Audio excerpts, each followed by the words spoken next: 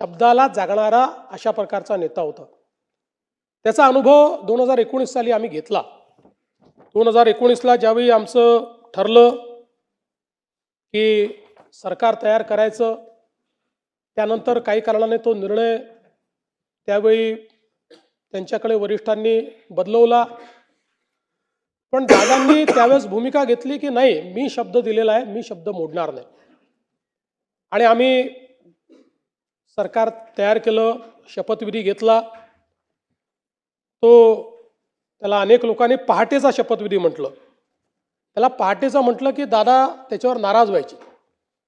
दादा म्हणायचे पहाट म्हणजे 6 असतं, ही काही पहाट नाही आहे, आम्ही 9 वाजता शपथ घेतली होती, तो सकाळचा शपथविधी आहे, असं नेहमी ते पत्रकारांना सांगायचे।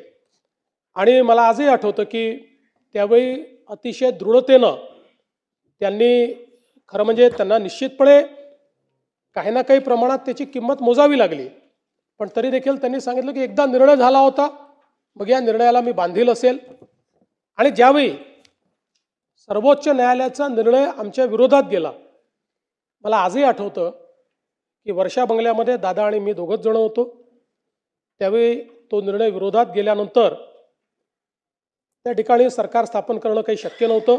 दादांनी विचारलं काय केलं पाहिजे। मी म्हटलं दादा, आता याच्यामध्ये उगीच तुम्ही स्वतःचा बळी द्यावा अशी आमची पण अपेक्षा नाही, ठीक आहे, आता जे काही असेल तुम्ही तुमचा निर्णय घ्या।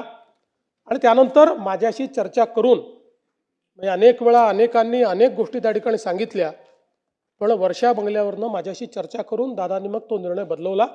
कारण त्यांच्यासोबत जे लोक राहिले होते, हे दादांना माहिती होतं की शेवटी त्यांचंही भविष्य आपल्याला बघायचं आहे। आणि मग दादांनी पुन्हा त्या ठिकाणी जे काही सरकार झालं त्या सरकारमध्ये सामील होण्याचा निर्णय घेतला।